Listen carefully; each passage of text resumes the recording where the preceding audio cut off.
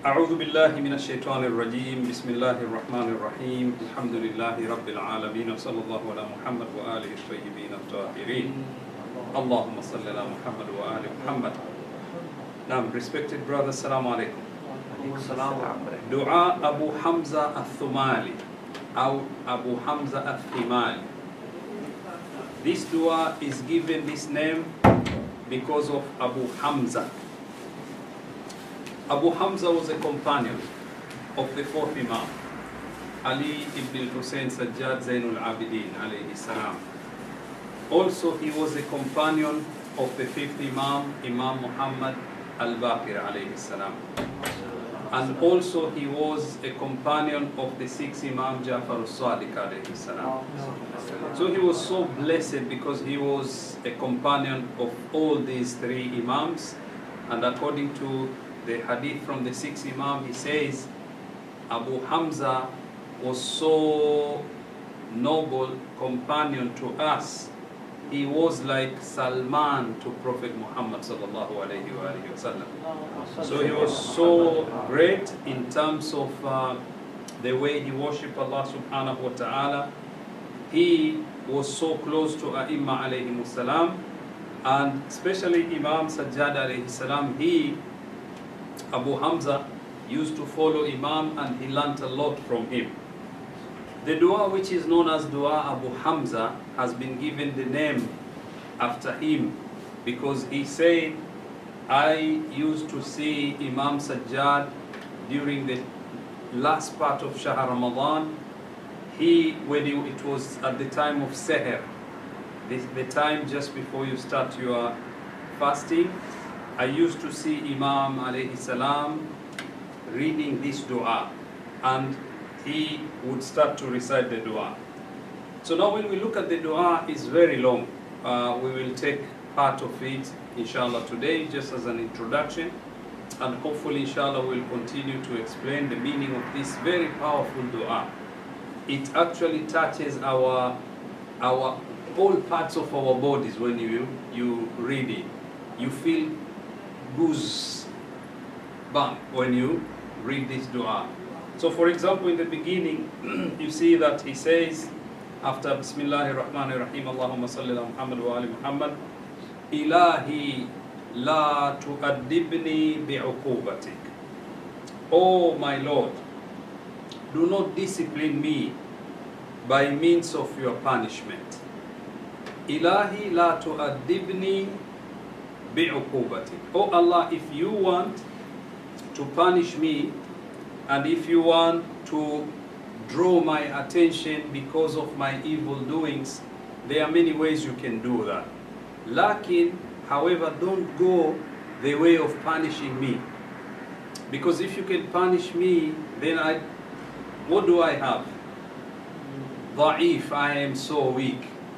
I cannot be able to stand in front of your punishment. So he says, do not punish me, do not discipline me by means of punishment. If you want to discipline me, you can discipline me through many ways, but no, not the way of punishment. This line, when we look at the people who are punished by Allah subhanahu wa ta'ala, then you can see that they couldn't stand anything. For example, people of Ad, people of Thamud, people of many other prophets, when punishment of Allah subhanahu wa ta'ala came, they even didn't know that the punishment came. And actually, when we look at now what is happening around the world in some places, take for example Mozambique. Just now Mozambique, twice within 1 month or more than that a bit, this storm which came to them, they don't have places to stay, food to eat. Where can they run to? So Abu Hamza is drawing our attention. He says, Ya ilahi la tu'addibni bi'uqubatik. Oh Allah, do not discipline me by the means of your punishment, by the way of punishing me. Why? He continues to make another statement. وَلَا تَمْكُرْ بِي فِي حِيلَتِكَ. And do not subject me to your plan strategy. Don't, Ya Allah, take me to that strategy which you have planned against me. Because first of all, even I will not know when this will come, and I will not be able even to run away from it. And then he says, Min ayna liyan al-khayru ya Rab, wala yujadu illa min indik. How can I attain welfare, O my Lord, while it is not found anywhere save with you? Khayr, welfare, khayr, good thing. Where can I find that except from you, Ya Rab? And truly speaking, look at us sometimes when we want to find khayr, let's say in terms of looking for good job. We go left and right, east and west, thinking that we can get from this particular company, that particular individual. Sometimes, astaghfirullah, we keep Allah aside. Abu Hamza said, where can we get that except from you, Ya Allah? And then, not only that, he draws our attention, but before we continue with that, this dua in the beginning and until the end, we see Tawheed. When we talk about Tawheed, according to the teachings of AhlulBayt alayhim salam, we say Tawheed is the first aslum in usul al-din. You can see that in this dua. And then he says, وَمِنْ أَيْنَ لِيَ النَّجَاةُ وَلَا تُسْتَطَاعُ إِلَّا بِكَ. And how can I find redemption while it cannot be attained save through you? Redemption, najat, if I want to get that refuge, if you want to say, cannot be found except from you, Ya Allah.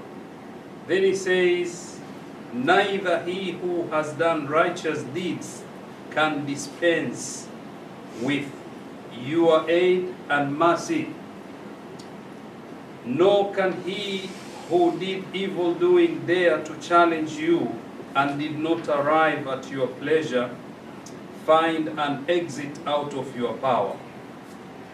And then he says, oh Ya Rab, Ya Rab, Ya Rab. So up to here, what you see is La hawla wa la quwwata illa billah. There is no power, there is no might save with Allah subhanahu wa ta'ala. Now, the following line is very short but very important. He said, Bika araftuk. Through you have I known you. Scholars of philosophy, sometimes they discuss about this particular point. How did we know Allah?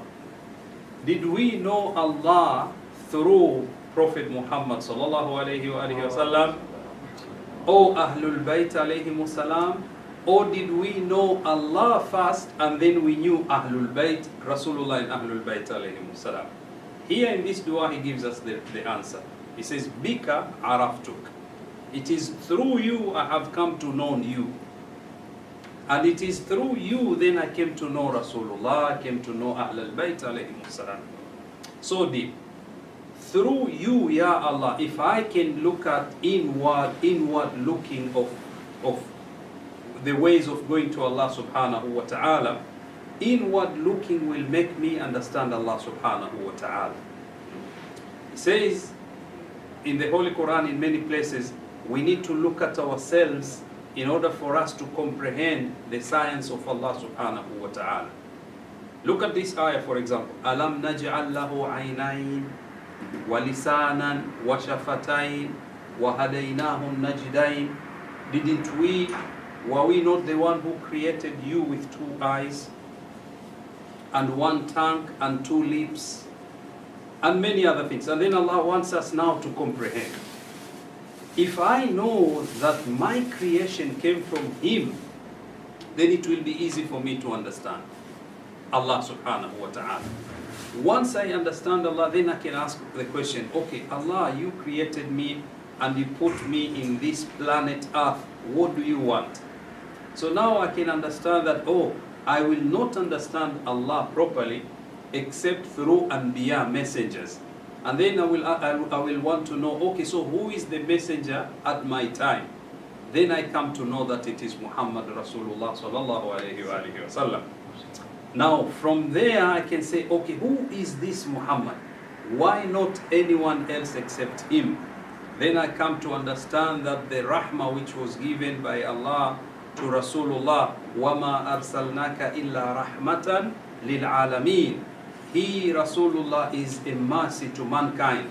Then I can say, Alhamdulillah Rabbil Alamin. I thank you, Allah, for making me know that you are my Lord and you send me Muhammad as my messenger. And then I look at the list of A'imma after Rasulullah, the first one being Imam Amirul Mu'mineen, until the last one Imam Mahdi, Ajjalallahu Farajahu Sharif. Then I can say, Bika Araftuk, the way Abu Hamza Thumali wants us to know that through you I know you. Wa anta dalaltani alayk wa da'awtani ilayk. You showed me the way to you and invited me to come towards you. You showed me the way and then you called me. So now the question here is, final point. Why then, if Allah has called us, has shown us the way to go to Him, why then we miss Him? Many a time we say, where is Allah? Astaghfirullah, there are many people even who dare to say that Allah doesn't exist. How dare you say Allah doesn't exist while you live in His world? You did not create yourself to bring yourself here. I can understand, I can know and understand what you say, but how do you miss Him? The one you live in His domain. You live here in this world planet. We didn't create it, we found ourselves in it. Now, remember sometimes you as drivers, when you drive your car, you go and you miss a sign. If police stops you sometimes, he asks you, why you didn't stop there, for example. Say, oh, sorry, I didn't see it. The problem is, was the sign not there, or the sign wasn't there that police stopped you because the sign wasn't there? No, the sign was there, but it was me. I was blinded. Maybe I was so busy. I was using my phone or something. I missed to see it. This world is like that. We shouldn't ask where is Allah. We should say where Allah is not find, that I am so blinded that I cannot find Allah subhanahu wa ta'ala, because the signs are everywhere. And He has shown me many signs and He has called me because of my salvation. Abu Hamza Thumali wants us to ponder and reflect, to come to a point of saying, Alhamdulillah, thank you, Ya Allah. So now, let us pause here because of time and look at this powerful dua. Imam Sajjad alayhi salam, what time and when was he doing this dua, supplicating this dua? At this time of Seher. The time when your mind is free, you don't think about anything else except for you to be connected with Allah subhanahu wa ta'ala. This is the school of AhlulBayt alayhi salam. And that's why many people, when they come to know these du'as and timings of dua, they say, those who are not followers of AhlulBayt, they say, you guys, you are so blessed. You don't know the blessings which you have because we don't have what we have. Recently, I came to know that Al-Azhar University in Egypt, there was one of their Shaykh, meaning like a president, top man. He met with the scholars of AhlulBayt alayhimus salam from Qum. When he came to know about these types of dua, he said, what you have, we don't. And we don't know why we don't have what you have, because it's so important. And the scholar said, well, we follow the school of AhlulBayt alayhimus salam. We refer whatever we have to AhlulBayt alayhimus salam. So now it's your duty to find out more about these du'as in order for you to come to this school, which is full of treasures of AhlulBayt alayhimus salam. We too, dear brothers, sometimes we do have these du'as, and mashallah, every one of us has got the gadget. We have the book Mafatihul Jinan, but we don't go through it. But maybe for many good reasons. But inshallah ta'ala, we pray to Allah that He gives us opportunity so that we can refer to this dua in order for us to make ourselves better, inshallah ta'ala. ربنا تقبل منا إنك أنت السميع العليم وتب علينا إنك أنت التواب الرحيم. We ask Allah subhanahu wa ta'ala to forgive our sins. We ask Allah subhanahu wa ta'ala to forgive the sins of all our mu'mineen. We ask Allah subhanahu wa ta'ala to make us connect with ourselves so that we can remember Him a lot. We ask Allah subhanahu wa ta'ala to fulfill our hajat. We ask Allah subhanahu wa ta'ala to make everything which is difficult in our lives to be easier, Rabbal Alameen. We ask Allah subhanahu wa ta'ala not to punish us for mistakes which we have done, but we ask Him, Ya Allah, to forgive us and give us another chance to repent. برحمتك يا أرحم الراحمين وصلى الله على محمد وآل محمد.